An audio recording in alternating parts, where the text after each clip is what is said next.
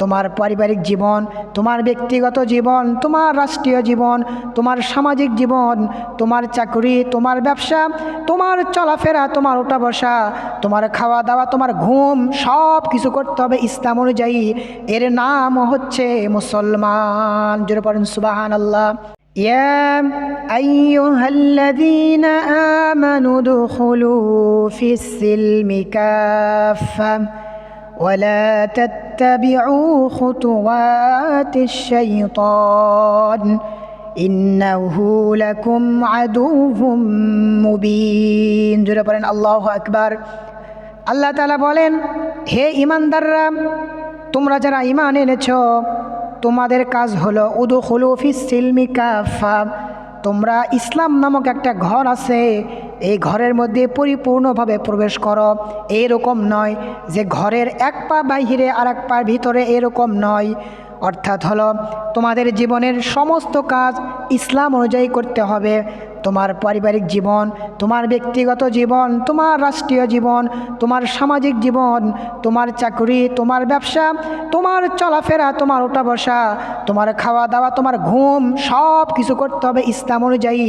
এর নাম হচ্ছে মুসলমান। জোরে পড়েন সুবহানাল্লাহ।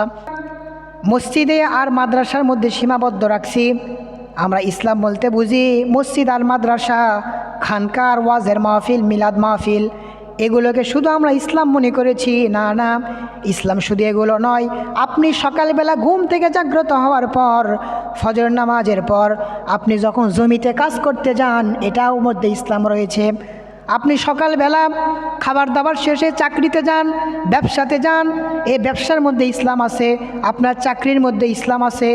অর্থাৎ আপনার 24টা ঘন্টা প্রত্যেকটা কাজ যদি আপনি ইসলাম অনুযায়ী করতে পারেন, তাহলে প্রত্যেকটা কাজ, প্রত্যেকটা মিনিট আপনার ইবাদত হিসেবে গণ্য হয়ে যাবে। সুবহানাল্লাহ। এই জন্য আল্লাহ পাক বলছেন যে উদখুলু ফিস সিলমি কাফা, তোমরা ইসলামের মধ্যে পরিপূর্ণ প্রবেশ করো। তোমাদের কিছু ভালো লাগছে, তোমাদের কিছু সহজ মনে হচ্ছে, তোমরা সেটা গ্রহণ করছো। আর যেটা ভালো লাগছে না, সহজ হচ্ছে না, কঠিন হচ্ছে, এগুলো তোমরা ছেড়ে দিচ্ছ। এটা করলে হবে না। যারা শুধুমাত্র ইসলামকে মসজিদ আর মাদ্রাসার মধ্যে সীমাবদ্ধ রাখছে, জীবনের সর্বক্ষেত্রে যারা ইসলামকে গ্রহণ করতে চায় না, এরা কোশ্চেন কালেও মুসলমান হতে পারবে না।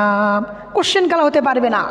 মুসলমান হতে হলে আপনাকে জীবনের প্রত্যেকটা ক্ষেত্রে ইসলামকে অনুসরণ করতে হবে, ইসলামকে মানতে হবে, বিচার করতে হবে ইসলাম অনুযায়ী, সমাজ পরিচালনা করতে হবে ইসলাম অনুযায়ী। প্রত্যেকটা ক্ষেত্রে আপনাকে ইসলাম মানতে হবে, এরপর আপনি পরিপূর্ণ মুসলমান হতে পারবেন।